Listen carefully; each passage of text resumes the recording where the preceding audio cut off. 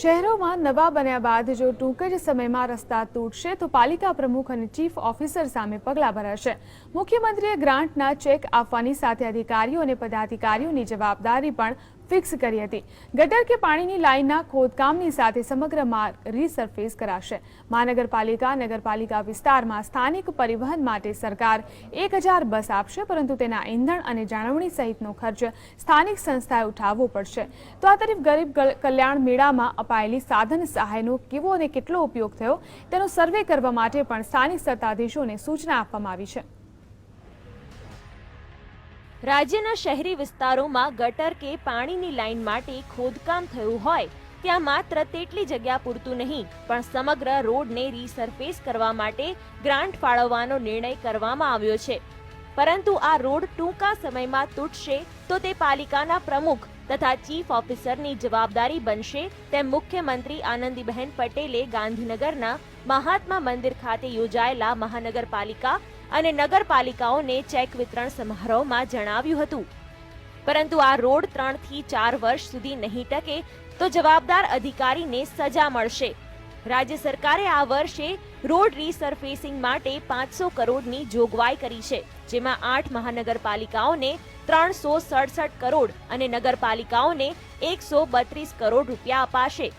Road તૂટેલો હોય છે, બાકીનો રોડ પણ નકામો થઈ ગયેલો હોય છે, પણ એની ગ્રાન્ટ રાજ્ય સરકાર અત્યાર સુધીમાં નહોતી આપતી હોય છે। આ વખતે આપણે નિર્ણય કર્યો છે કે આખો રોડ ફરીથી બનાવવો। અભિનંદન। એટલું નહીં,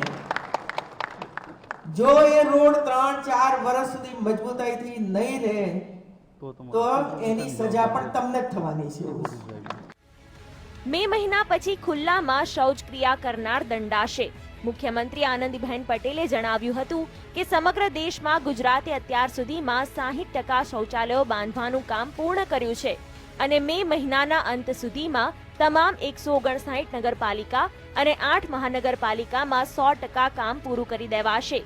પણ આ કામગીરી કર્યા પછી કોઈ ખુલ્લામાં ટોયલેટ ન જાય અને જો આવું થાય તો તેમને દંડ પણ કરવો પડશે। સાથે શહેરી વિસ્તારમાં યોજાયેલા ગરીબ કલ્યાણ મેળામાં લાભાર્થીઓનો સર્વે પણ કરવામાં આવશે।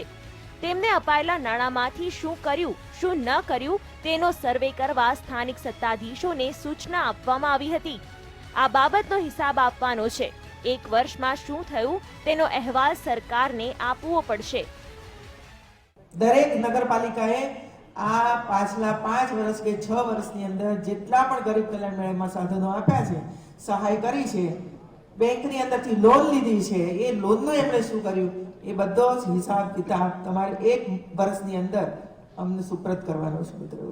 અને એમાંથી જે લોકો શ્રેષ્ઠ કામ કર્યું હશે એ શ્રેષ્ઠ કામ કરનારને રાજ્ય સરકાર બિરદાવશે।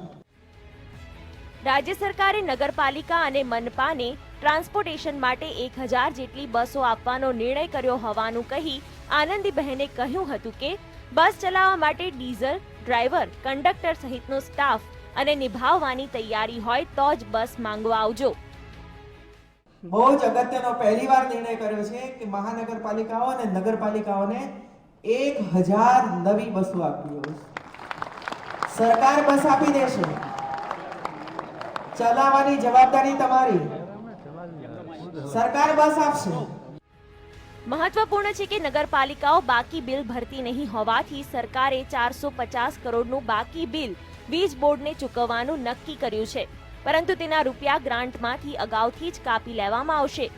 આનંદીબહેન પટેલે ઉપસ્થિત મેયરો, પ્રમુખો અને ચીફ ઓફિસરોને એવી પણ ટકોર કરી હતી, પણ સામે તમારે પણ એકાઉન્ટેબિલિટી કેળવવી જોઈએ। ગ્રાન્ટ સમયસર મળે છે પણ કામો પૂરા થતા નથી, તે માટે મેનેજમેન્ટનો અભાવ હોવાનું ધ્યાને આવ્યું છે। આગળના વર્ષ માટે પણ પાલિકાઓએ આગોતરું આયોજન કરવું જોઈએ। મુખ્યમંત્રીએ વિકાસના કામો માટે મનપા અને નગરપાલિકાઓને 2173 કરોડ રૂપિયાના ચેકોનું વિતરણ કર્યું હતું। કેમેરામેન મનીષ પુરોહિત સાથે કલ્પેશ રાવલ, GSTV, ગાંધીનગર।